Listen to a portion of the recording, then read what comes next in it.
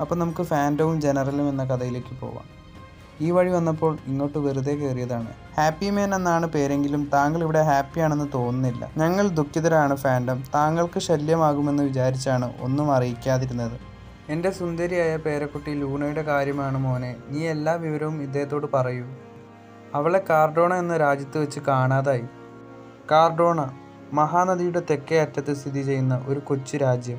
അവിടെ നിഗൂഢമായ വനപ്രദേശങ്ങളും ധാരാളം വനാന്തർഭാഗം വിചിത്ര സത്വങ്ങളുടെ ആവാസ കേന്ദ്രമെന്നാണ് പഴമക്കാരുടെ വിശ്വാസം.